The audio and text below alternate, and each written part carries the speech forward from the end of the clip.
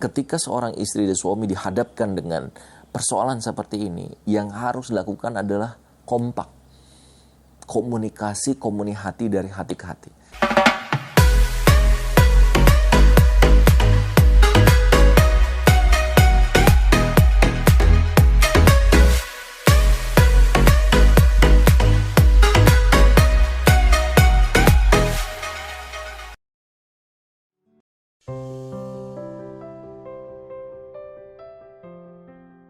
Beberapa hari ini sedang asik, sedang ramai diperbincangkan tentang seorang istri yang meminta suaminya untuk menikah lagi. Ya kebetulan dua-duanya teman saya juga, sahabat saya juga gitu ya. Dan di kondisi itu mungkin saja wajar seorang istri memberikan kesempatan suaminya untuk menikah lagi. Mungkin karena belum mendapatkan keturunan ya, atau mungkin juga ada ada alasan syar'i yang membuat memang sang istri tidak bisa menjalankan kewajibannya sebagai seorang istri, atau juga karena mungkin seorang suami yang memang kebutuhannya begitu besar. Nah, teman-teman semua berpandangan di sana, kita nggak bisa judging ya.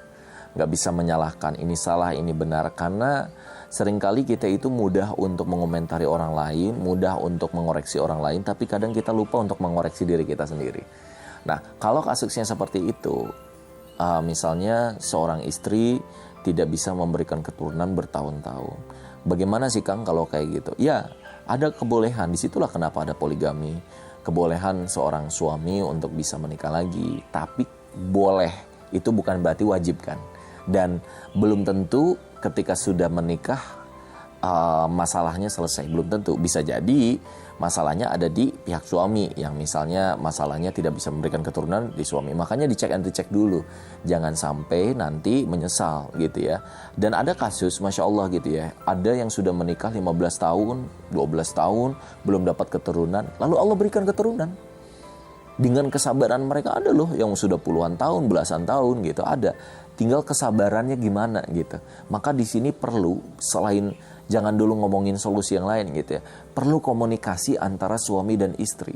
Tanyakan pada istri dari hati ke hati. Istri jangan baper ketika ia belum bisa memberikan keturunan, ketika di setiap ketemu teman suka ditanyakan kapan punya keturunan. Jangan suka baper kalau netizen suka nanya gitu ya. Jangan baper. Kenapa? Karena setiap orang punya masalah yang berbeda-beda.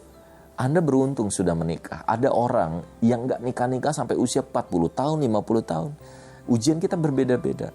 Ada yang mudah nikahnya, susah dapat anaknya. Ada yang sudah dapat anak, anaknya kebanyakan.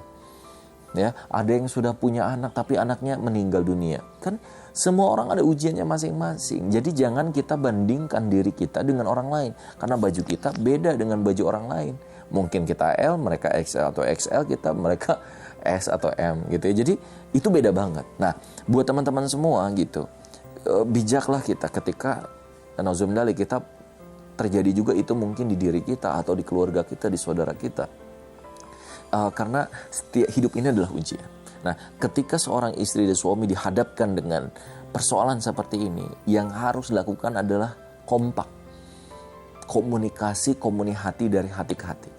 Ya, istri jangan baperan, suami juga jaga perasaan istri. Terus juga teman-teman di sekeliling sahabatnya juga jaga ucapannya, jangan sampai menyinggung. Karena kan sensitif ya. Sama kayak orang, lu jomblo ya, lu udah 30 tahun kok gak nikah-nikah, itu kan nyakitin hati banget. Atau lu kapan sih nikah, itu nyakitin hati banget. Sama dengan pertanyaannya, kamu sebenarnya kapan sih dapetin anak, itu juga nyakitin hati gitu. Nah, kita harus peka teman-teman semua. Dan banyak, mungkin ratusan ribu orang, puluhan ribu orang di dunia ini, di Indonesia ini, yang punya kasus yang sama. Ingat, bukan cuma kamu aja yang punya masalah yang sama, yang ingin mendapatkan keturunan.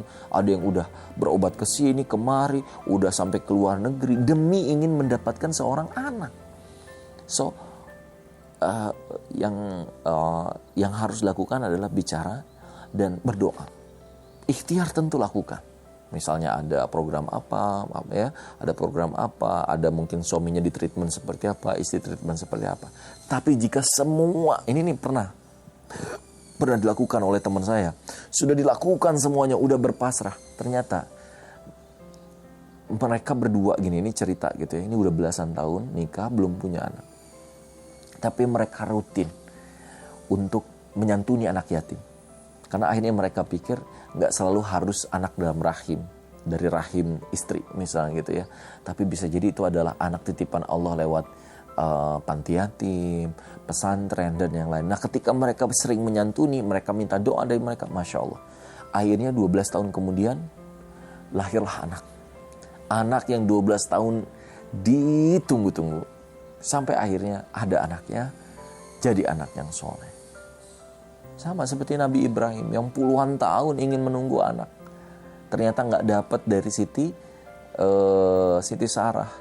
Akhirnya nikah sama Siti Hajar, dapat keturunan dari Siti Hajar, dapat juga keturunan dari Siti Sarah. Semua hanyalah ujian, semua hanyalah problematika yang harus dihadapi dengan kepala dingin. Ya, mudah-mudahan ini bisa jadi manfaat buat teman-teman semua. Wahai para pejuang anak yang ingin mendapatkan keturunan, pejuang keturunan, semoga Allah mudahkan Anda untuk mendapatkan keturunan terbaik. Dan ketika memang opsinya adalah poligami, jangan sampai itu membuat hancur rumah tangga Anda.